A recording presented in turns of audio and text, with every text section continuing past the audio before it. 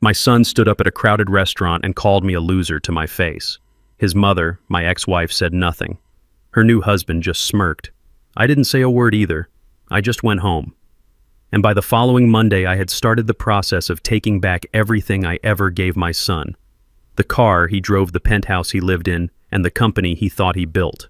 He was about to learn that a loser like me built his entire world, and a loser like me could tear it all down. My name is Reginald Covington, and at 72 years old, I've learned that silence has many shades. There's the silence of peace, the silence of understanding, and the most dangerous silence of all, the one you use to muffle the roar inside. That night at a restaurant called the Gilded Fork, I was using the third kind. This place was Richard Lawson's territory. He was my ex-wife Brenda's new husband. Everything about it was polished and tastelessly expensive, from the crystal chandeliers that hung like glass jellyfish to the clinking of silver against porcelain. Richard chose it, of course. It was a stage, and tonight it seemed I was the main attraction. My old suit, a Hart Schaffner Marx I'd owned for 20 years, was perfectly tailored and immaculate, but it felt out of place in this sea of silk and cashmere. It was a suit of quality, not of flash. And in my son Andre's world, there was no room for anything that didn't flash. I could feel his eyes on me and those of his wife, Brittany. They weren't looking at me. They were assessing me. Every time I took a sip of water, I saw Brittany's brow furrow slightly, as if the way I held my glass was further proof of my failure. Andre was busier. He was performing. He leaned back in his velvet-upholstered chair, one arm draped casually over the back, the other swirling a glass of red wine. It was a gesture he'd copied from Richard. "The company is exploding," Richard Andre announced, his voice loud enough for the next table to glance over. "We just closed our second round of funding. Investors are lining up. Brittany's right, it's probably time I upgrade the 5 Series to a 7 Series. Brittany let out a little glassy laugh. "You deserve it, honey. You've worked so hard." I remained silent. I knew all about that second round of funding. I knew exactly where every single dollar came from, and it certainly wasn't from the line of investors Andre was imagining. Brenda, my ex-wife, sat there with a tight smile plastered on her face. She had changed. 5 years with Richard had worn away the practical woman I once knew, replacing her with a pale imitation who worried if her handbag was last season. She looked at Richard with an adoring gaze, as if he had personally invented success. "Our son is brilliant, isn't he, Reggie?" she asked, turning to me, but it wasn't a question. It was a statement, a silent comparison. "Our son is brilliant, unlike you." I just gave a slight nod and brought a piece of steak to my mouth. It was cooked perfectly, but I tasted nothing. All my senses were focused on the play unfolding before me. Richard, having let Andre have his monologue, finally spoke in his deep, patronizing tone. "Ambition is everything, Andre. Your father Reggie is a good man, a fine engineer, but he lacks that spark. He builds things for other people, never an empire for himself. In this world, if you're not building, you're being buried." It was an insult wrapped in a backhanded compliment, a technique men like Richard perfected. Andre nodded eagerly, like a devout follower hearing a sermon. "Exactly. I've tried to explain that to Dad so many times. The importance of taking risks, of building a personal brand. But he just talks about savings and safe investments. It's so dated." Dated was the word he used. Last time it was cautious. The time before that, traditional. The words changed, but the contempt never did. The dinner continued a steady stream of boasts. Andre talked about their penthouse apartment with its city views, their upcoming vacation to Bali, the new watch Brittany had bought him. Every story was a stone thrown into my silence. I was the wall they were bouncing their achievements off of just to hear the sound they made. Finally, as dessert was served, a 7-layer chocolate cake that likely cost more than my monthly utility bill, Richard signaled the waiter. "The check, please. On my account." He said it casually, but his eyes flickered toward me. Another performance of power. That was the breaking point. Andre, maybe from the wine or maybe just high on his own arrogance, suddenly stood up. His chair scraped harshly against the floor. A few diners at nearby tables turned to look. "See," Andre said, his voice ringing out in the opulent room. He gestured from Richard to me. "That's the difference. Dad, you're a loser. You've spent your whole life in that dusty old house on those dirty construction sites." Then he turned to Richard, his voice full of admiration. "Richard is not. He's a winner." The air went thick. Brittany nodded smugly, as if her husband had just spoken a great truth. Brenda stared down at her plate, her silence a final act of betrayal. Even the people at the next table quickly looked away, their feigned ignorance a testament to my public humiliation. I looked directly into Andre's eyes. For a split second, I saw a flicker of the little boy I taught to ride a bike, a hint of regret. But it was buried too deep beneath layers of designer clothes and entitlement. I said nothing. The rage I expected to feel never came. In its place was a cold, sharp clarity, a terrifying certainty. It was over. The final thread had snapped. Slowly, I placed my white linen napkin on the table beside my untouched cake. I stood up. My chair made no noise. My movements were deliberate, measured. I glanced at Brenda, at Richard, and finally at Andre. Then, without a word, I turned and walked out of the restaurant. The heavy wooden door closed behind me, cutting off the sound, leaving them to their hollow victory. I didn't have to say anything. My actions were about to speak for me. The air outside was cold, but it cleared my head. I didn't hail a cab. I walked. The wealthy Atlanta neighborhood slowly gave way to the quieter, more familiar streets of my own. My house stood under the shadow of an old oak tree, a solid 2-story brick home I'd designed and helped build myself 30 years ago. It wasn't flashy. It was durable. Like me. Inside, everything was in order. The smell of old mahogany and the paper from the books lining my shelves filled the air. This was my sanctuary, a world away from the phoniness I had just left behind. I didn't turn on the television. I didn't pour myself a drink. Anger clouds judgment, and tonight I needed to be colder than ice. I went into my study. It was a small room, but everything in it had a purpose. On the walls were blueprints of bridges and buildings I had helped create. Real things. Things that last. On a corner of the desk there was a silver-framed photograph. Andre, aged 5, wearing an oversized plastic construction helmet, grinning on my shoulders at a job site. His eyes then were full of pure pride and love. Where did I lose that boy? The question hit me not as a sharp pain, but as a dull, weary ache that had been building for years. I had been too quiet. I had hoped my unconditional love would be enough. I was wrong. Unconditional love does not mean unconditional sacrifice. Tonight, the sacrificing ended. I sat down in my worn leather chair and turned on my old, slightly slow but reliable Dell desktop. The screen glowed, illuminating my impassive face. I didn't browse the web or check my personal emails. My fingers moved with practiced ease, opening an encryption program I'd installed years ago. I typed in a long password, a string of letters, numbers, and symbols that no one else on Earth knew. A simple interface appeared on the screen with a list of folders. Their names were meaningless unless you knew what they really were. Covington Holdings, LLC, Oakwood Properties, LLC, AC Tech Solutions. Seed Funding Agreement Project, BMW 7 Series. Lease Contract, Richard Lawson, Consulting. Payment Schedule. Each name was a thread, an invisible thread I had used to weave the world my son now lived, in the world he thought he had created himself. It was like being the engineer of a bridge. You can't see the rebar hidden deep inside the concrete, but without it, the entire structure would collapse. Tonight, I was going to begin a structural integrity test. I opened a secure email client. The recipient was already saved. Alicia Warren, a brilliant attorney, a friend I trusted with my life. Alicia wasn't just my lawyer. She was the architect of the financial fortress I had quietly built. She knew every brick, every number. The email I wrote was short. No pleasantries, no long explanations. She would understand. Subject initiate Sunset Protocol. Body Alicia. We need to meet. Tomorrow morning, your office. 8 a.m. Begin the dissolution process for all assets related to AC and associated parties. Priority 1, the vehicle. Reggie.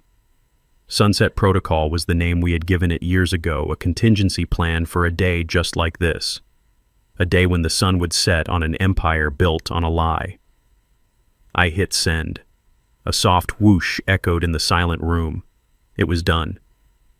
The first domino was now perched at the edge of the table. I felt no satisfaction, no glee. I just felt a strange, quiet calm. The calm of an engineer who knows his design is about to undergo its final definitive test. I had built Andre's life. Now it was time to see if he could stand on his own once I took the scaffolding away. Alicia Warren's office was on the 45th floor of a glass tower that overlooked Centennial Park. It was the kind of place that smelled of success, a mixture of expensive leather and freshly brewed coffee. But it never intimidated me. In many ways, I had helped build it. Alicia greeted me not with a handshake, but with a familiar, weary smile and a heavy ceramic mug. "Morning, Reggie," she said, her voice calm and steady. "I made the coffee the second I got your email. Black, no sugar. The way you drink it when you mean business." She was right. For 20 years, Alicia had been more than my lawyer.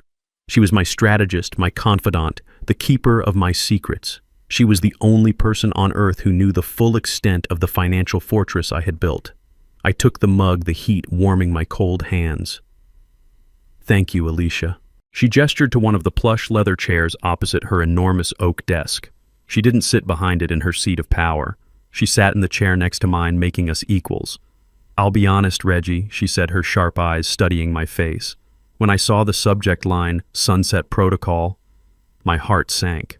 I always hoped it was a plan we'd never have to use. I hoped he'd figure it out." I took a slow sip of the dark, bitter coffee. It tasted like resolve. I looked out the window at the sprawling city below, a city I had helped shape with steel and concrete. "So did I." "Alicia," I replied, my voice low and even. "But the sun has officially set. It's time to turn off the lights." Alicia nodded slowly, her expression turning from concern to the focused, sharp look of a master chess player seeing the board clearly.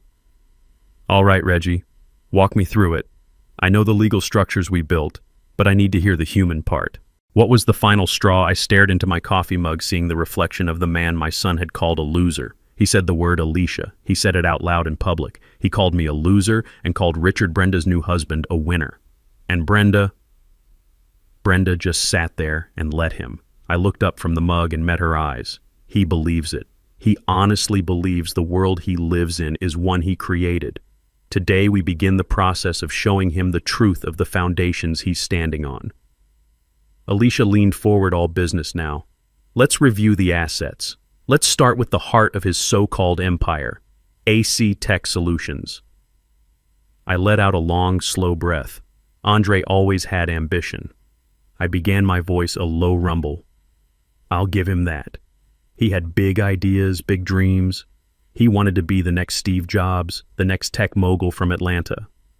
But he had no discipline, no patience, and no money. He came to me about 6 years ago with a half-baked proposal for a software company. It was full of buzzwords and projections that had no basis in reality. I knew if I gave him the money directly, he'd burn through it in a year and learn nothing. I paused, remembering the hopeful, greedy look in his eyes that day. He didn't want a father's guidance. He wanted a bank. So I decided to give him one, just not in the way he expected. I told him I couldn't help that my money was tied up in safe, boring retirement funds. He was so disappointed. He called me old-fashioned. Alicia picked up the narrative, her legal mind filling in the details. And that's when you came to me. We set up the silent trust funded with $2 million based in Delaware for maximum anonymity. Then we created a shell venture capital firm, Innovate Future Group, based out of California. We hired a front man, a retired professor, to be the face of it. As far as Andre knows, he was discovered by a group of forward-thinking West Coast investors who saw his genius. I nodded. He was so proud.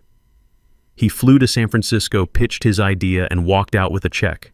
He never once questioned why it was so easy. He thought it was his destiny. He never stopped to wonder who truly owned Innovate Future Group. And the ownership structure of AC Tech Solutions reflects that Alicia continued pulling up a file on her tablet. 60% of the shares are held by Innovate Future Group, which is wholly owned by your anonymous trust. 20% are held by Andre as CEO, and the other 20% are reserved for future employees. You have complete controlling interest, Reggie. He isn't the owner of that company. He is its highest paid employee, and his board of directors is for all intents and purposes you. Next, we move to the symbols of his success. The car, I said the words tasting like ash, the BMW 7 Series. He had to have it.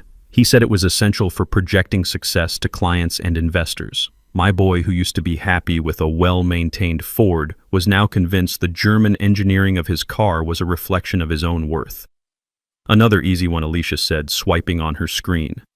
He tried to get a lease in his own name, but his personal credit was too thin, so he had the company lease it for him. Or so he thinks.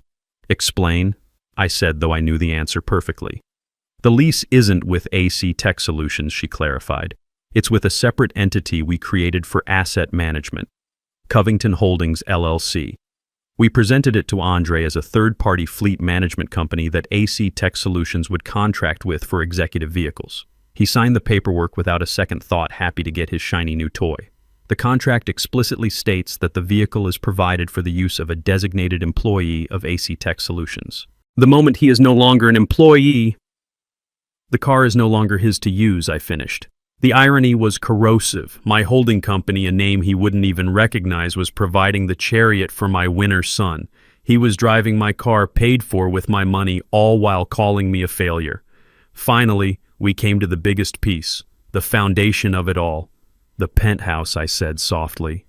Alicia's expression softened for a moment. This one always felt different, Reggie. It was, I admitted. This was about Brenda as much as it was about Andre.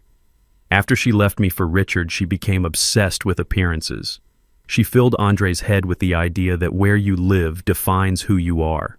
He and Brittany searched for months for the perfect apartment, something that would make their friends jealous.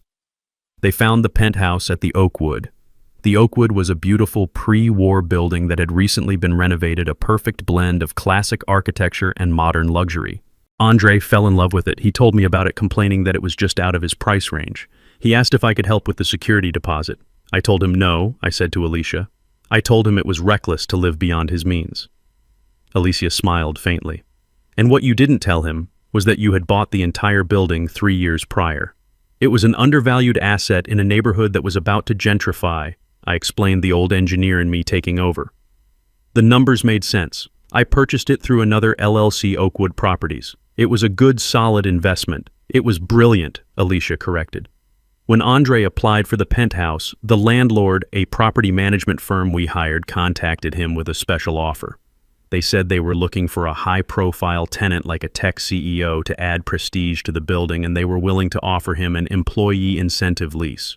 His rent is virtually zero. He just pays the building fees. He signed it, bragging for weeks that the landlord was so impressed with him that he got the deal of a lifetime. He never read the fine print, I said. No one ever does, Alicia confirmed. The fine print, of course, states that the incentive lease is contingent on his continued employment with AC Tech Solutions. It also states that the property management firm can terminate the lease with 72 hours notice for any breach of contract, and the contract defines a breach as anything that might bring the building's name into disrepute. So there it was, the whole house of cards laid out on Alicia's expensive oak desk. His company, his car, his home. Every pillar of his life was a carefully constructed illusion, designed, funded, and owned by the father he called a loser. He wasn't a self-made man. He was a trust fund baby who had never been told the truth. He has nothing, Alicia, I said, the weight of the words settling in the room. Everything he thinks is his is actually mine. Alicia leaned back, her work done for the moment. So, Reggie, what is your first move? According to the protocol, the first step is always symbolic. I thought about the arrogant look on my son's face, the way he gestured with his hand that wore a watch I'd paid for, driving a car I owned to go home to an apartment I provided. The car, I said without hesitation. We start with the car. A winner shouldn't have to ride the bus. Alicia made a note on her tablet, her fingers flying across the screen. The car it is, she confirmed, her voice now devoid of any emotion except professional focus. A tow truck can be dispatched to his residence by 9 a.m. Monday morning, citing the termination of the corporate lease agreement. It will be swift and entirely legal. But what's the larger strategy, Reggie? What's the timeline? Do we hit him with everything at once? The car, the corporate accounts, the eviction notice? We can have it all done by noon on Monday if you want. A full-scale blitz. I shook my head slowly, looking past her out at the skyline I knew so well. No, I said. That's not the way. That's destruction. That's revenge. And this isn't about revenge. What is it about? Then, she asked gently. I turned my gaze back to her, trying to find the right words. I thought about my life's work, about the physics of structures and the integrity of foundations. When you need to bring down a building, Alicia, you don't just set off dynamite at the base. That's messy, unpredictable. It sends shrapnel everywhere and hurts innocent people. It's an act of pure destruction. I leaned forward, my hands clasped in front of me. A true engineer, a builder, does it differently. You perform a controlled demolition. You dismantle it piece by piece. You remove the fixtures first, the shiny things that catch the eye. Then you take out the windows, his view of the world. Then you carefully remove the floors one by one until all that's left is the empty frame and the bare foundation.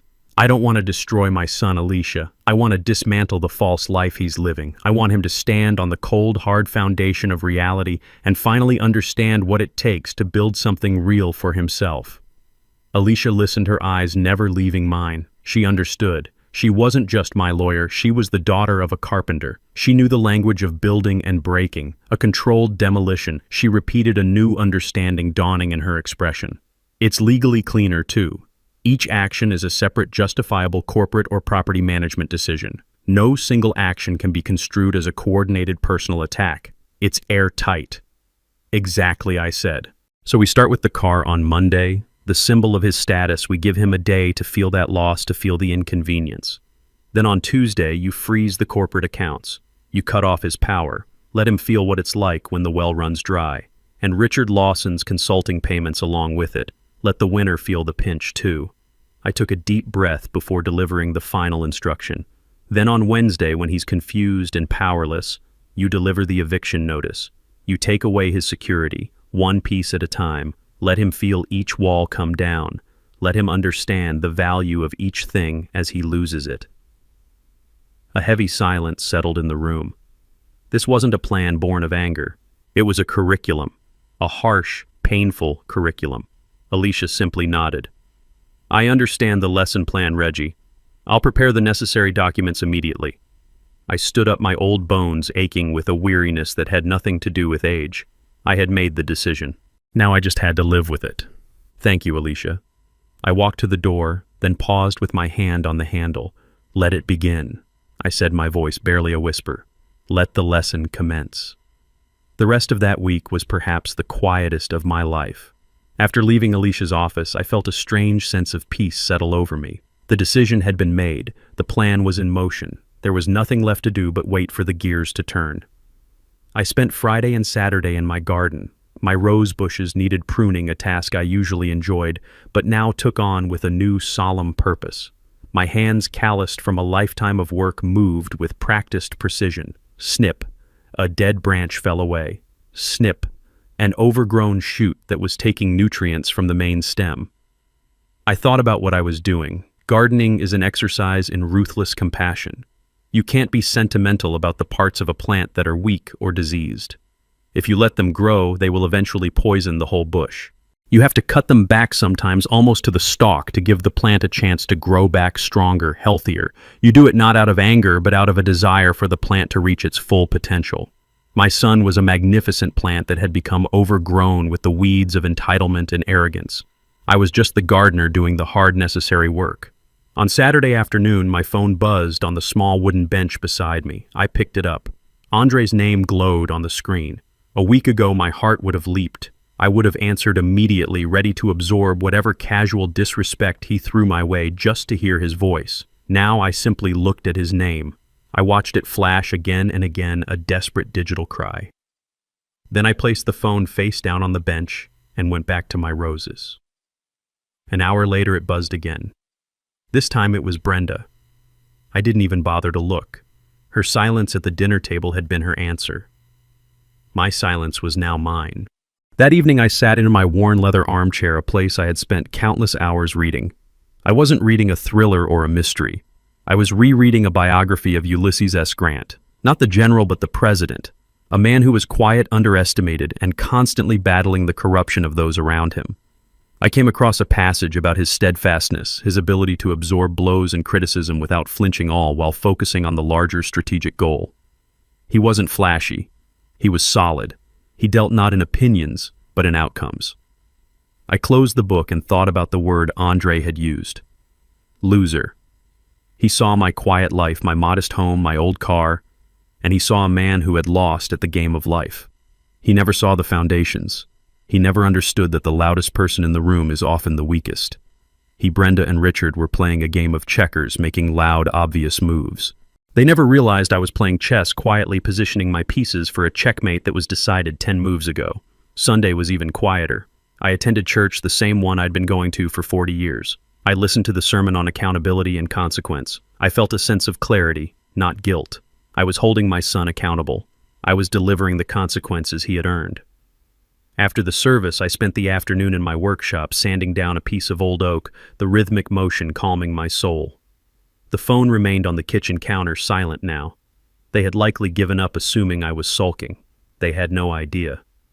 As dusk fell, I sat on my back porch watching the sun dip below the horizon, painting the Atlanta sky in shades of orange and purple. The air grew cool. The weekend was over. My final quiet weekend before the storm. I thought of the name Alicia, and I had given the plan the Sunset Protocol. It was fitting. The sun was setting on my son's life as he knew it. And tomorrow morning with the dawn, his harsh, necessary education would begin. I felt no joy, only a profound, heavy certainty. The lesson was coming. I spent my weekend in quiet contemplation. My son, as I would later piece together from a series of frantic voicemails and tearful confessions, spent his in a cacophony of self-congratulation. While I was pruning my roses, he was on the phone with one of his friends, laughing as he drove his BMW down the highway, the city skyline blurring past his window. "Dude, you should have seen his face," Andre had said, his voice booming through the car's Bluetooth speakers. I finally just told him the truth. Called him a loser right to his face. Yeah, he just got up and walked out. Total drama queen. What's he gonna do? You know, he'll get over it. He always does. He'll call in a week acting like nothing happened. He saw my lifetime of patience not as a gift, but as a weakness. He saw my silence not as a warning, but as surrender. That evening, while I was reading about President Grant, Andre and Brittany were in their penthouse scrolling through a website for luxury watches on Brittany's tablet. She had pointed to a gold one with a diamond bezel. "Should I get it, babe?" she'd asked. "It's a little extravagant." Andre, I was told, had scoffed. "Of course you should.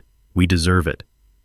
Especially after the way my dad acted at dinner. Honestly, I think we need to treat ourselves after that embarrassment. In his mind, he was the victim. My quiet departure was an act of aggression against him, a social faux pas that required retail therapy to overcome. He had no capacity to see his own cruelty. His world was a mirror, and all it showed was his own reflection. He had even called Richard, seeking praise for his brave performance. Richard, ever the opportunist, had supplied it in abundance. "You did the right thing, Andre," the man had said, his voice smooth as oil. "Sometimes you have to set firm boundaries with people from a different generation. People who don't understand the mindset of a winner." "Thanks, Richard." Andre had replied, his voice full of a warmth he hadn't used with me in years. "It's just good to finally have a real role model to look up to." A real role model. A man whose entire consulting business consisted of a single inflated contract with a company I owned. The irony was a bitter pill. Andre had finished that weekend looking out the vast window of his apartment, the city lights spread out beneath him like a carpet of jewels. He was on top of the world he believed he had built.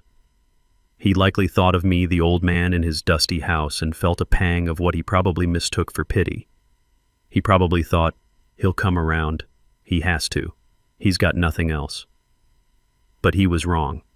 I did have something else. I had a plan, and the time for waiting was over. It was Sunday night, 10 p.m.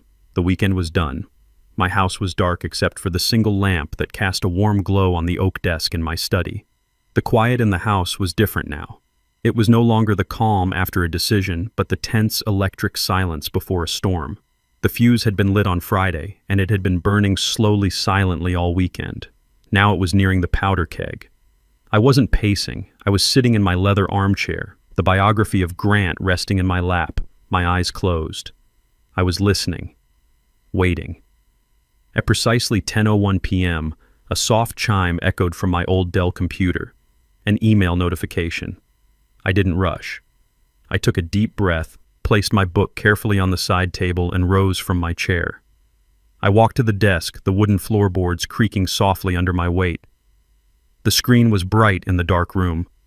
A single new email sat in my inbox. The sender was Alicia Warren. The subject line was simply "Update." I moved the mouse and clicked it open. The body of the email was stark white, containing only 6 words standing alone in the center of the screen like a military command. I leaned in the reflection of the glowing text visible in my glasses. The first domino has been pushed.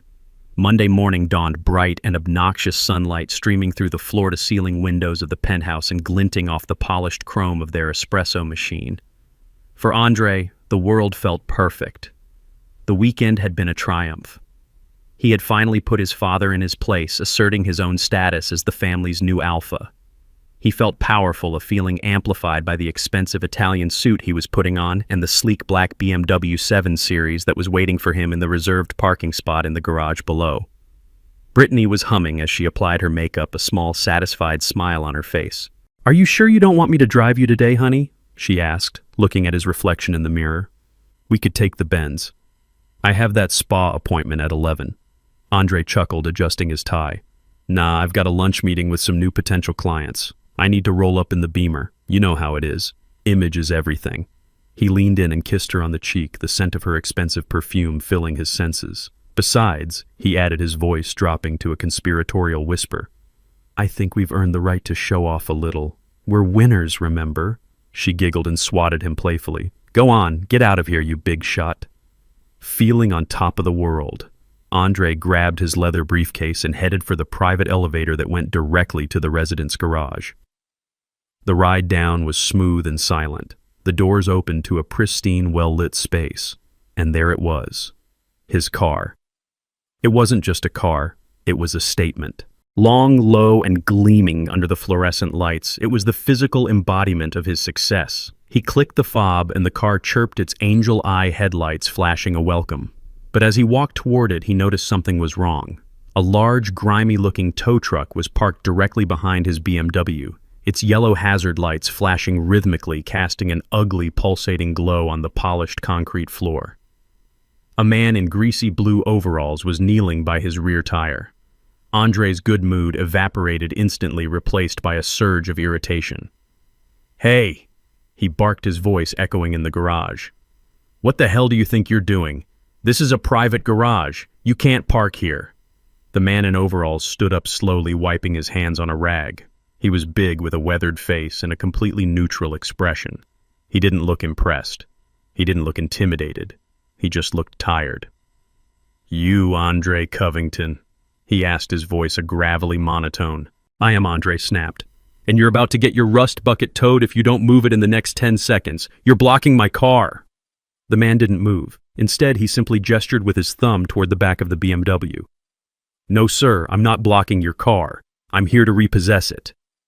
The words didn't register at first. They were so absurd, so out of place in his perfect world that his brain refused to process them.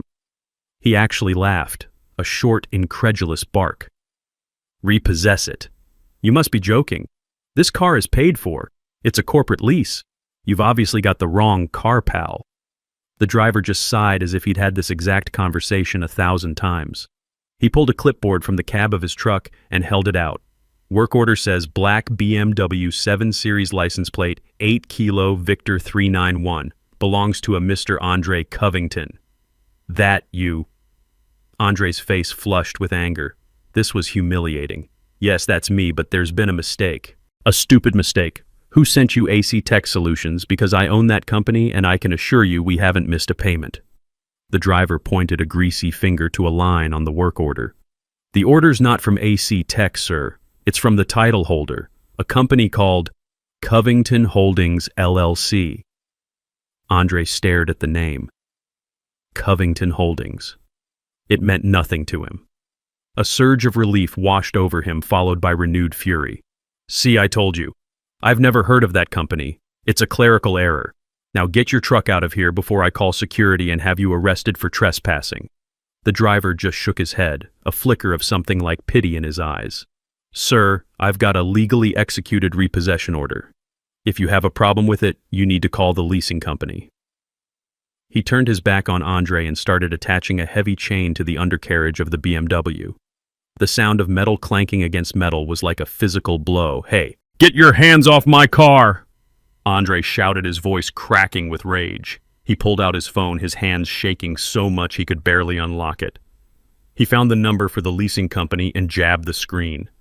Brittany was going to be late for her spa day. He was going to be late for his meeting. This was a disaster. After an excruciatingly long series of automated menus, A calm female voice finally answered. Premier Executive Leasing, this is Sarah speaking. How can I help you? My name is Andre Covington, he said through gritted teeth. You have made a massive mistake. You sent a tow truck to repossess my car, a BMW 7 Series. I need you to call it off right now. There was a moment of silence filled only by the sound of furious typing. I see your account, Mr. Covington, Sarah said, her voice perfectly polite and completely unhelpful. Yes, the BMW 7 Series. It looks like the repossession order was issued this morning at 8:05 a.m. I know it was issued. I'm telling you it's a mistake, Andre was practically shouting into the phone. The tow truck driver was now lowering the lift, preparing to hoist the front wheels of his beautiful car off the ground. I'm not seeing any mistake in the system, sir, Sarah continued, her tone unchanging. The lease agreement was terminated by the owner of the vehicle, Covington Holdings, LLC. I've never heard of Covington Holdings, he yelled. The lease is through my company, AC Tech Solutions. I can see that AC Tech Solutions was the authorized user, sir, she said calmly. But Covington Holdings, LLC is the legal owner and lessor of the vehicle. As the owner, they have the right to terminate the lease at any time per Section 4, Paragraph B of your agreement. We are simply the administrators. His mind was reeling. It made no sense. He felt a wave of dizziness. This is insane. Put me through to someone at Covington Holdings, then I'll clear this up. I'm sorry, sir, Sarah said, and for the first time he detected a note of finality in her voice. We don't have a public contact number for that entity. All communications are handled through their legal representatives. We have fulfilled our legal obligation by acting on their request. This matter is now closed on our end. Closed. It's not closed. The front wheels of the BMW were now off the ground. The car, his symbol of power and success, was hanging there, helpless and pathetic. Is there anything else I can help you with today, Mr. Covington? Sarah asked, as if she were asking if he wanted fries with his order. He was speechless. The injustice of it all choked him. He heard a click, and the line went dead. She had hung up on him. He looked up from his phone, his face a mask of disbelief and impotent rage. The tow truck driver was in his cab, starting the engine. The powerful diesel engine roared to life, drowning out all other sound. Andre was left standing there in his $1,000 suit and his shiny Italian shoes, utterly powerless. He watched as the truck slowly, carefully pulled his car out of the parking spot. He watched it being dragged backwards up the ramp, its rear wheels scraping meekly against the concrete. He watched as the symbol of his entire identity was hauled out of his private garage and into the harsh light of day, disappearing from his life forever. The yellow lights flashed one last time before the truck turned the corner, and then there was only silence. He was left alone in the garage with an empty parking space and the faint smell of diesel fumes. The first pillar of his world had just been violently ripped away. If the loss of his car on Monday was the first tremor, the main earthquake was scheduled for Tuesday morning. The second domino was not about status. It was about power. It was about money. I spent my morning peacefully reading a book on my porch, but I knew that across town, my son's world was being systematically dismantled, starting with the most public of humiliations. Andre arrived at the gleaming glass tower that housed his office nearly an hour late. He was flustered and furious, having been forced to take a $100 Uber across town during rush hour. He was determined to project an air of calm control to show his employees that nothing was wrong. His first stop was the artisan coffee shop in the lobby of his building, a place where he was a well-known regular. He always made a show of it, buying coffee and pastries for his executive team, a king dispensing favors to his court. He strode to the counter, cutting in front of the line with a dismissive wave. "Morning, Chloe," he said to the young barista. "The usual for the team, 6 large lattes, 4 cappuccinos, and a box of your best pastries. Put it on the AC Tech account." He handed her the sleek black corporate credit card. It was a card with no spending limit, a symbol of his absolute authority. The barista smiled and ran the card. A moment later, her smile faltered. An awkward beep echoed from the machine. "I'm sorry, Mr. Covington," she said, her voice a little too loud in the suddenly quiet cafe. "It's been declined." Andre stared at her as if she'd spoken in a foreign language. "What? That's impossible. Run it again. Your machine is probably acting up." She ran it again. The same beep, the same apologetic look. "Declined," she repeated.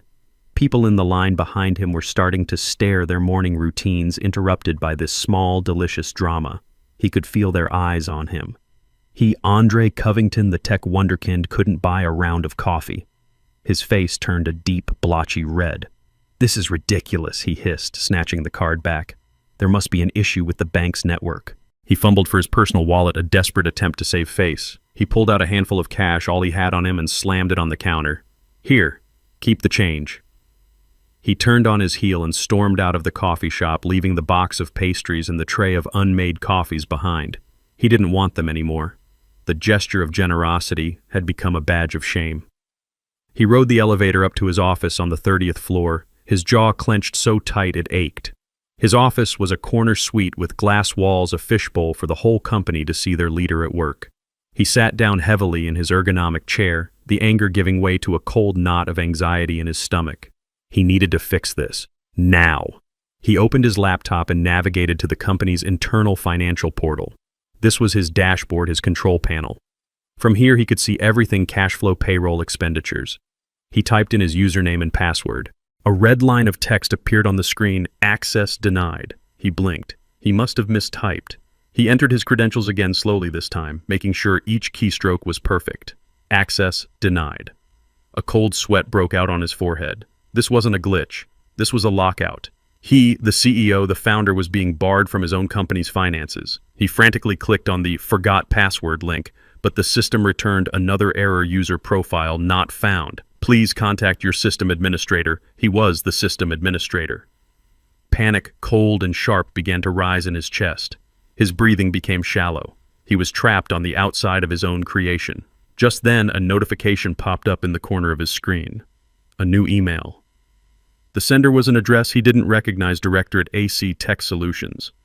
The subject was "Urgent Notice of Financial Restructuring." With a trembling hand, he clicked it open. The email was a masterpiece of cold corporate jargon. It was impersonal, emotionless, and utterly terrifying. To whom it may concern, it began. Please be advised that as of 9:00 a.m. Eastern Standard Time, the majority shareholders of AC Tech Solutions have initiated a comprehensive corporate restructuring. Under this directive, all executive-level access to financial accounts, corporate credit lines, and expenditure authorizations has been temporarily suspended, pending a full audit and review. All non-essential spending, including vendor contracts and consulting fees, is hereby frozen effective immediately. Further instructions will be provided in due course. It was signed simply, "The Office of the Directorate." Majority shareholders. The phrase echoed in his head. Who were they? He had always thought of the California VC firm as silent partners, happy to let him run the show as long as the numbers looked good. He had been wrong. They were not silent. And they had just stripped him of all his power without so much as a phone call. As he sat there staring at the screen, his world shrinking to the 4 glass walls of his office, his phone rang. The screen displayed Richard's name. For a second, he thought about ignoring it, but the habit of seeking his mentor's approval was too strong. He answered, trying to keep his voice steady. "Richard, hey." The voice on the other end was not the smooth, confident purr of the winner he knew. It was high-pitched, strained, and filled with raw panic. "Andre, what in God's name is going on? My monthly consulting fee, it didn't deposit. It's never late. I have payments due, Andre. The mortgage on the lake house, the payment on Brenda's new car. It's all automated." Andre felt the floor drop out from under him. The consulting fees, the email, it was all connected. I don't know, Richard." He stammered the lie, tasting like acid. "There seem to be some technical issues with the banking system here." "Technical issues?" Richard shrieked, his voice cracking. "My entire business. My only business is my contract with you. You told me this was a long-term secure partnership. You told me you were in control. You need to fix this, Andre. You need to fix this right now." The man he had called a winner, the role model he had praised just days before, sounded like a terrified child. Andre, who was used to receiving guidance from this man, was now being screamed at for answers he didn't have. "I'm trying, Richard," he said, his voice weak. "I'm looking into it." "Looking into it isn't good enough," Richard yelled. "My reputation is on the line. Brenda is asking me questions. What am I supposed to tell her? That her brilliant son can't even manage his own company's payroll?" The call ended with Richard hanging up in a rage, leaving Andre in a ringing silence. He was a king who had just discovered his castle was made of sand. He had no status, no power, and the one man he looked up to had just been exposed as a fragile dependent. He leaned forward and put his head in his hands, the gleaming city of Atlanta, visible through his glass walls, a world that suddenly felt 1,000,000 miles away. The second pillar had not just been removed, it had been pulverized, and he was standing in the dust. Wednesday was the day the final foundation was to be pulled out from under him. While I spent the day quietly sketching a new design for a community library, the third and final act of my son's education was being set in motion. The first blow had taken his status. The second had taken his power. This one was designed to take his sanctuary. Andre came home that evening a broken man. He had spent the day in his glass-walled office, a prisoner on display. He had been forced to cancel meetings, to dodge calls from vendors, and to endure the pitying, curious stares of his own employees.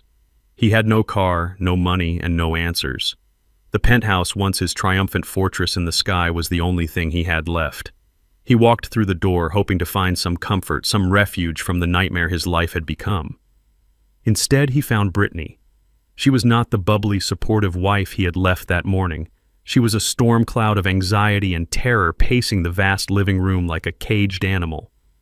Her face was pale, her eyes red-rimmed from crying. She had clearly been on the phone all day hearing the whispers, the rumors. The news of his public humiliation at the coffee shop had spread like wildfire through their social circle. Her spa day had been a parade of concerned friends asking questions she couldn't answer. "Andre, what is happening?" she cried the moment he walked in, her voice shrill. "My credit card was declined at the salon, my personal card. The one you pay for, they said the account was frozen. I had to use my emergency debit card.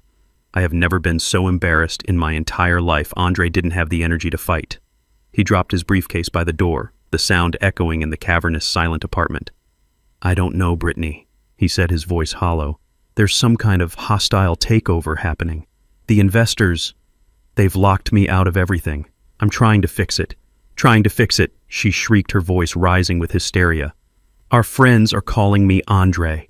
They're asking what's wrong. Jessica heard from someone at your office that you're being forced out. Is that true? Are you losing your own company?" Before he could answer, there was a sharp, authoritative knock on the door. It wasn't the gentle tap of a neighbor or the buzz of a delivery. It was a sound that demanded to be answered. Brittany froze her eyes wide with fear. Andre, his heart pounding, walked to the door and looked through the peephole. A man stood there in a crisp gray suit. He didn't recognize him. He looked like a lawyer or a banker. He looked like bad news. Reluctantly, Andre opened the door. "Good evening," the man said, his voice polite but devoid of warmth. "Are you Andre Covington?" "Yes," Andre said, his own voice sounding weak in his ears. "Who are you?" "My name is Mr. Harrison. I'm the new senior property manager for the Oakwood." The man offered no handshake. He held a large manila envelope in his hand. "The new property manager?" Andre asked, confused. "What happened to Frank?" "Mr. Albright is no longer with the property management firm," Harrison said smoothly. "There has been a change in ownership. May I come in for a moment?" He didn't wait for an answer, stepping past Andre into the marble entryway as if he owned the place. And in a way he did. Brittany stood by the window, wrapping her arms around herself, watching the scene unfold with a look of pure dread. Mr. Harrison's eyes swept across the apartment, taking in the designer furniture, the expensive art, the sweeping views of the city. He seemed completely unimpressed. "This is a lovely apartment, Mr. Covington," he said, his tone suggesting the exact opposite. "A premium unit, which is why it's so unfortunate that we have to discuss the matter of your tenancy." He opened the manila envelope and pulled out a sheaf of papers. "I am here to serve you with this," he said, holding out the document. "It is a formal notice of lease termination." Andre stared at the paper, then at the man's impassive face. He felt a strange floating sensation, as if this were happening to someone else. "Lease termination? What are you talking about?" "Our lease is paid up for the year. We have a special arrangement." "Ah, yes. The employee incentive lease, Mr. Harrison said, a slight condescending smile touching his lips. "I have a copy of it right here. A very generous arrangement indeed. A $0 monthly rent for a high-value executive tenant. However, the lease is quite specific. I'll direct you to Section 7, Clause C." He tapped a highlighted paragraph on the document in his hand. The lease is explicitly contingent upon your continued employment with an affiliated company, in this case AC Tech Solutions. It has come to our attention as the property owners that you are no longer employed there in a capacity that qualifies you for this incentive program. I haven't been fired, Andre insisted, his voice rising in desperation. My access has been suspended. It's a temporary situation. Our legal department disagrees, Mr. Harrison said, his voice like ice. They have received official notification from the Directorate of AC Tech Solutions that your employment status has been fundamentally altered. As such, your lease is in breach of contract. The property owners are exercising their right to terminate the agreement. He finally handed the papers to Andre. You have 72 hours to vacate the premises. That is by 5 p.m. on Friday. 72 hours. The words hung in the air, deadly and absolute. Andre looked down at the document in his hand. It was cold, official, and filled with legal language he didn't understand. But he understood the conclusion. They were being kicked out. That's when Brittany finally broke. A choked, guttural sob escaped her lips. No, she whispered. No, no, no. The whisper grew into a wail. Vacate. Where are we supposed to go? All our things are here. My clothes. My shoes. This is our home. She turned on Andre. Her face twisted with a mixture of fear and pure rage. You did this, she screamed, pointing a trembling finger at him. You did this with your arrogance, your stupid fight with your father. You ruined everything. Brittany, stop it, Andre pleaded, but his words were drowned out by her hysteria. Stop it. I will not stop it. I gave up my career for you. I moved into this apartment for you. I built my entire life around your success, and you've thrown it all away because you couldn't just be a decent son. What are my parents going to say? What am I going to tell my friends, that we're homeless? Mr. Harrison watched the domestic drama unfold with the detached interest of a scientist observing insects. My work here is done, he said, turning to leave. A moving crew can be recommended if you require one. Please ensure all personal belongings are removed by the deadline. Any items left behind will be considered abandoned and will be disposed of. Good evening. He walked out, closing the door softly behind him, leaving them in the ruins of their beautiful, empty life. The silence that followed Brittany's sobs was more terrifying than the shouting. Andre stood there, the eviction notice clutched in his hand. His eyes scanned the document, searching for a loophole, a mistake, anything. And then he saw it. At the bottom of the page, under the signature of Mr. Harrison, was a line of small print. This notice is served on behalf of the legal property owners, Oakwood Properties, LLC. Oakwood Properties, another name he didn't recognize, another invisible force controlling his life. A car repossessed by Covington Holdings, a company seized by anonymous shareholders, a home taken by Oakwood Properties. It was a coordinated attack. This wasn't bad luck. This wasn't a hostile takeover. This was personal. And in that moment of absolute despair, as he stood in the home he no longer owned with the wife who now hated him, stripped of his car and his money, a lifetime of resentment and denial finally coalesced into a single burning point of rage. There was only one person who could be behind this. One person who was quiet enough, clever enough, and he now realized ruthless enough to orchestrate such a complete and total destruction. The person he had dismissed as a failure. His hands shook as he pulled his phone from his pocket. He didn't think about what he would say. He was past thinking. He was a cornered animal, and he was going to lash out at his tormentor. He found the number he hadn't called in over a week and hit dial. It rang once, twice. Then he heard the calm, familiar voice on the other end. Hello? The sound of his father's voice, so steady and untroubled, broke the last of his restraint. You, Andre snarled into the phone, his voice a venomous whisper. You did this. All of it. The car, the company, the apartment. This was you, wasn't it?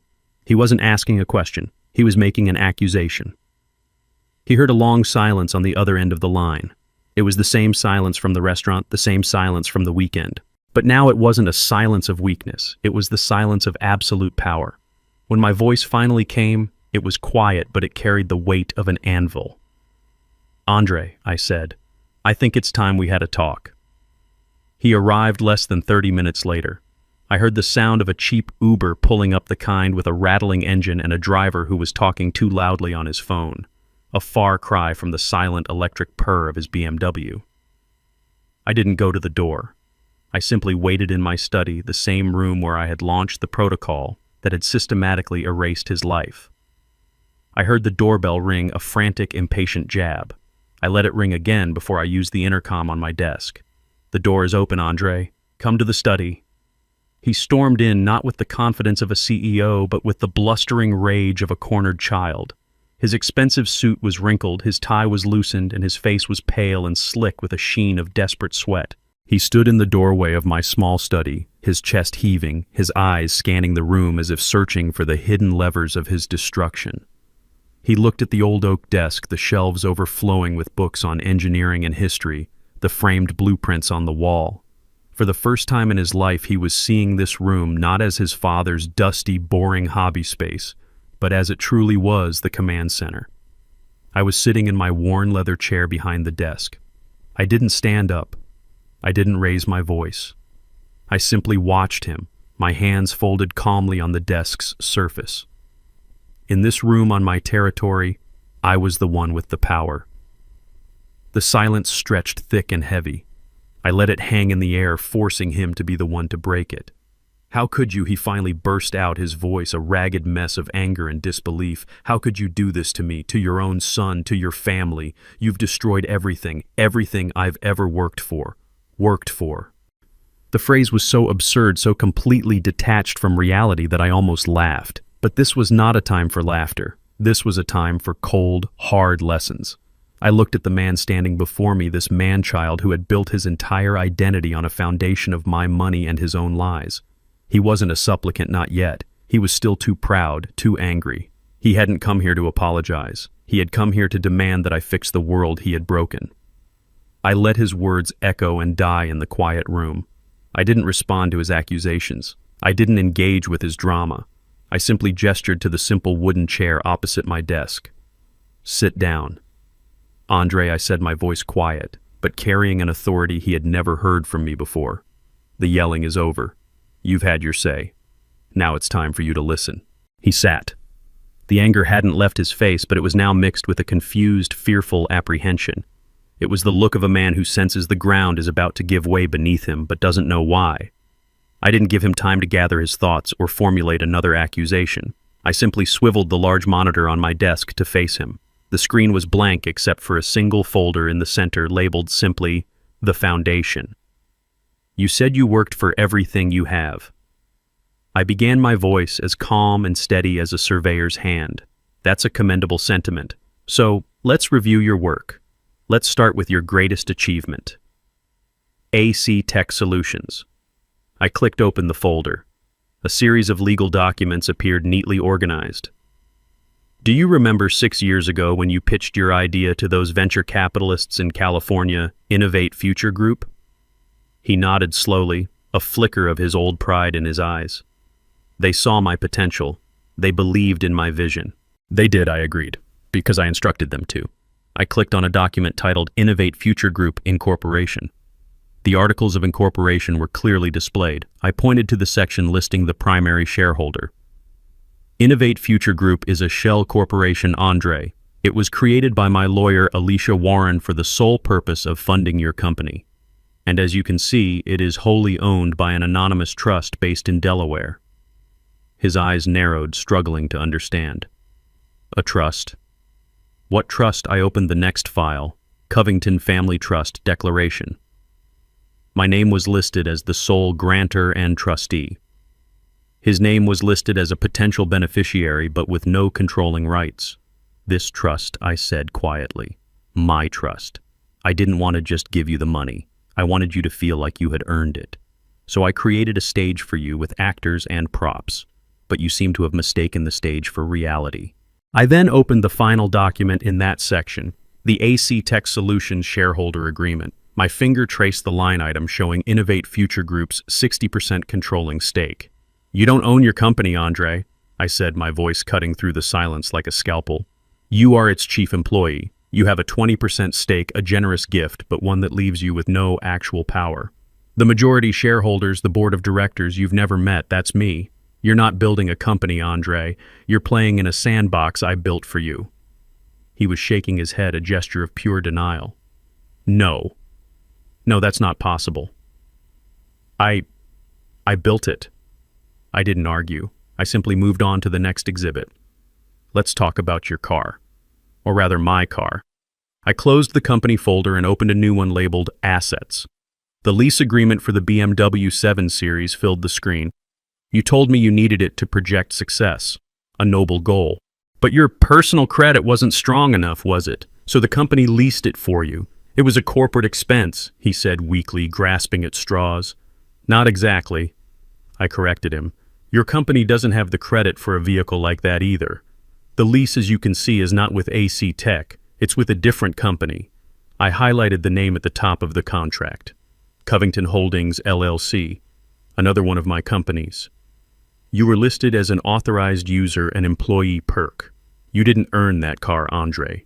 You were permitted to drive it. And when your behavior no longer merited that perk, the permission was revoked. It's that simple. He looked as if he had been physically struck. The symbol of his status, the very machine that announced his arrival as a winner, was just a hand-me-down from the father he scorned. He opened his mouth to speak, but no words came out. I was relentless. I moved to the next folder. And then there's the penthouse. Your castle in the sky. I opened a file containing the deed to the Oakwood building. The owner was listed clearly, Oakwood Properties, LLC. I then brought up the incorporation papers for that LLC. Again, my name was the only one on it. You told me about that apartment, I said, my voice softening slightly, a calculated move to make the blow land harder. You said it was perfect, but just out of your price range. You were right. It was. You couldn't afford it. In fact, no one can rent that particular unit. But the lease, he stammered. The employee incentive lease? There is no such thing, I said flatly. That was a fiction, a story created by the property management firm that works for me to make you feel special. The truth is much simpler. I bought that entire building 3 years ago as an investment. You weren't a high-profile tenant. You were my son living rent-free in my house. You weren't a resident, Andre. You were a guest, and your behavior was no longer welcome. The blood had drained from his face. He was staring at the screen at the irrefutable black and white proof of his entire fraudulent life. Every pillar he had used to define himself, his company, his car, his home, was an illusion I had created. He looked up at me, his eyes wide with a dawning horror. The anger finally extinguished, replaced by something much worse, utter humiliation.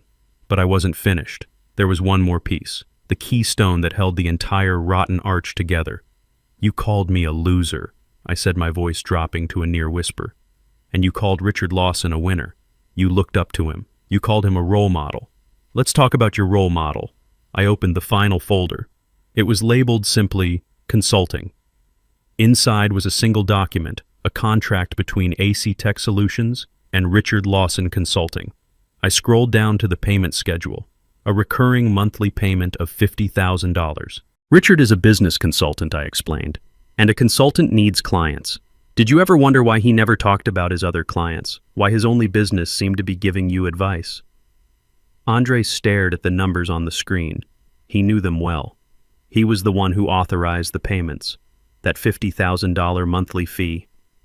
That's his only income. Andre, your company is his only client. And since your company is funded entirely by my money, I let the sentence hang in the air, letting him connect the final devastating dots himself. His eyes went wide. The realization hit him like a physical blow. He actually recoiled in his chair. The winner you admire so much? I continued, my voice calm and precise. The man your mother left me for the man who lives in a big house and drives a fancy car and lectures me on ambition. His entire lifestyle is funded by me. I pay his mortgage. I pay for your mother's new car. The money flows from my trust through your company and directly into his pocket. The winner your mother chose is on the payroll of the loser she left behind. That was it. That was the final blow. He made a small choking sound. The entire edifice of his life, his success, his heroes and villains, his identity, it all came crashing down in the silence of that small, dusty room. He finally understood. He wasn't a player in the game. He wasn't even a piece on the board. He was just the ball passed between hands, and he had never even known it. I leaned back in my chair and closed the laptop. The presentation was over. I didn't take anything from you, Andre, I said, my voice now gentle, the lesson delivered. I simply took back what was mine, A loser has to manage his assets carefully, you see. Now, for the first time in your adult life, you have the opportunity to become a real winner, all on your own. I stood up and walked out of the room, leaving him alone with the wreckage. I looked at my son, truly looked at him for the first time in what felt like a decade. The arrogant CEO was gone. The resentful child was gone. All that was left was a broken man sitting in a simple wooden chair in a dusty old study, stripped bare of all his illusions. There was no victory for me in this moment, only a deep, profound sorrow for the years we had lost for the boy who had gotten so lost inside the man. This final act was not about punishment, it was about purpose. He needed to understand why. I know this is hard to understand right now, Andre. I began, my voice softer now, the sharp edges of the lawyer and the strategist falling away, leaving only the father. And I know you hate me. You have every right to. But I need you to listen very carefully. This was never about destroying you. It was about destroying the lie you were living in. The man at that dinner table, that wasn't my son. That was a hollow shell, a puppet built from my money, and Richard's empty words, and your mother's obsession with appearances. I gestured around the room to the evidence of a life built with hands, not just with money. You've been living on a stage, Andre, playing the part of a successful man. All I did was take down the set. What you're feeling right now, this fear, this humiliation, this gut-wrenching emptiness, it's the first real thing you've felt in a very long time. This is the foundation. This is ground zero. This is where a man begins to build a life, not just pretend to have one. He looked up at me, his eyes pleading, perhaps expecting me to offer him a lifeline to tell him this was all just a temporary lesson. I offered him none. The trust I created for you still exists, I told him. Your name is still in it, but you will not see another dime of my money, not until you have proven you can build something of your own. Go get a job, Andre. A real job, not a title. It doesn't matter if it's waiting tables or working construction. Pay rent on an apartment you can actually afford, not one you can show off. Learn the value of $1 that you have earned with sweat and exhaustion. Learn humility. Learn respect. And most importantly, learn who you are when you have nothing. I stood up the old leather of my chair, groaning in protest. Maybe one day, years from now, you'll become the man I always hoped you'd be. Not a winner by Richard's definition, but a man of substance, a builder. A man who understands that his worth is not in what he owns, but in who he is. Until that day, you are on your own. With that, I slowly and deliberately closed the lid of my laptop. The soft click echoed in the silent room. It was the sound of a door closing, a chapter ending. The presentation was over. The lesson had been delivered. I turned and walked out of the study, leaving my son alone with the truth. I didn't look back. There was nothing more to say. I left Andre in the study, a ghost haunting the ruins of his own life. I didn't know where he went after that. I didn't ask. My part in that chapter of his life was over. The lesson had been delivered. Whether he learned from it or not was now entirely up to him. The days that followed were the quietest I had known in 30 years. The house felt lighter, as if a great oppressive weight had been lifted from its very foundations. There were no frantic phone calls, no passive-aggressive text messages, no manufactured family dramas that required my silent financial intervention. There was only peace. A week later, I was sitting on my back porch as evening settled over the neighborhood.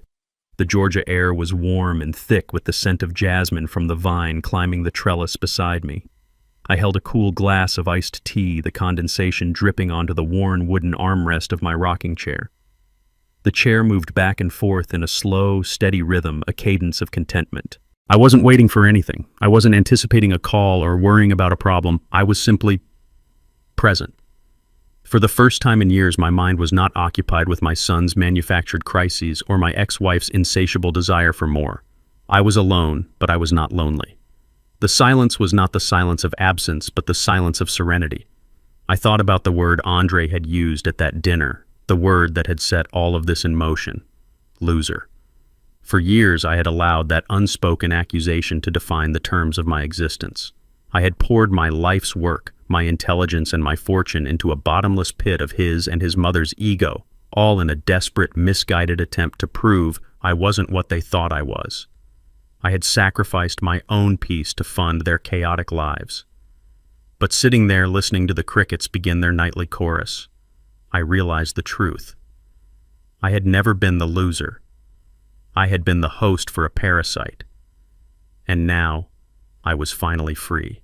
I had completed my final project. It was not a bridge of steel or a building of concrete.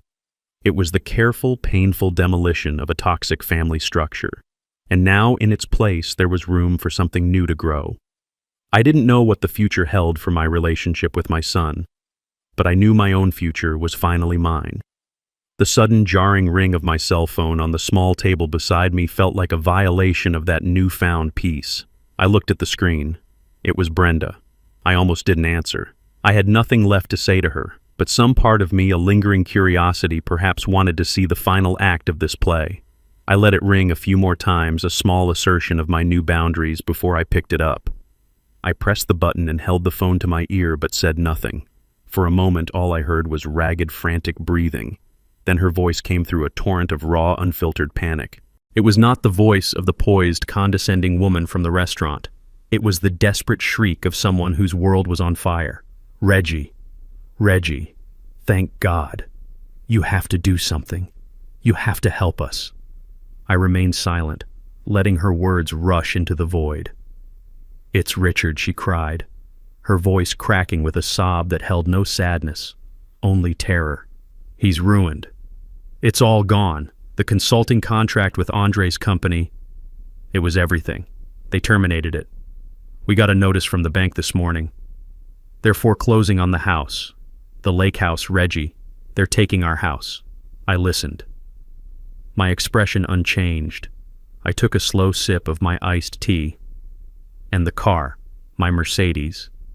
Richard leased it and the payments were tied to his business account. They're going to take it back. I have nothing. Reggie, do you hear me? Nothing. I went to the country club today and my membership was suspended. I can't live like this. This is not my life. Her voice rose to a hysterical pitch. This is your fault, all of it. This is because of what you did. You were jealous of Richard, jealous of Andre's success, so you decided to destroy all of us. How could you be so cruel after everything we had, after all our years together? I am the mother of your son. It was a stunning performance. In her version of reality, she was the victim. Richard was the victim. Their extravagant, debt-fueled lifestyle was something they were entitled to, and I was the villain for turning off the faucet that had supplied it all. There was no apology for what had been said at the dinner. There was no concern for Andre's well-being. There was only a desperate, selfish demand that I put her world back together. She hadn't changed. She never would. And in that moment, I felt the last lingering chain of obligation to her turn to dust and blow away in the evening breeze. She was still ranting, her words blurring into a meaningless stream of accusations and pleas. You have to fix this, Reggie. You have to call those people the ones who own Andre's company. You have to tell them to reinstate the contract. You have the money. You always have the money. You owe us that much. You owe me. I let her finally run out of steam. The silence that followed was heavy with her expectant, desperate breathing. She was waiting for me to give in, to do what I had always done, quietly clean up the mess. I let the silence stretch long and uncomfortable. I listened to the crickets. I watched a firefly blink in the growing darkness. I savored the feeling of my own unshakable peace. When I finally spoke, my voice was quiet, calm, and utterly final. It held no anger, no satisfaction, no emotion at all. It was simply a statement of a new and permanent truth. Brenda, I said, that is no longer my problem. I didn't wait for a reply. I didn't need to hear her shock, her rage, or her pleas. The conversation was over. A conversation that had been going on for 30 years was finally mercifully over. I pressed the end call button on the screen and placed the phone face down on the table. Then I leaned back in my rocking chair. The slow, steady rhythm returned. The scent of jasmine filled the air. The stars were beginning to appear in the deep purple sky, distant and beautiful and indifferent. I had reclaimed my dignity. I had reclaimed my peace. I had reclaimed my life. And in the profound, perfect silence of that Georgia evening, I finally felt like a winner. This painful chapter taught me a lesson that took 72 years to fully understand.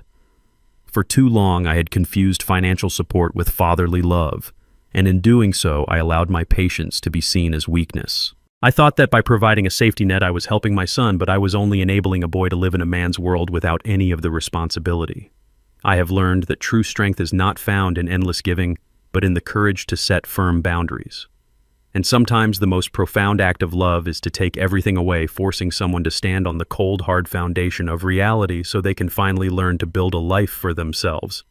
I'm truly curious to hear your thoughts, so tell me in the comments, what would you have done in my place?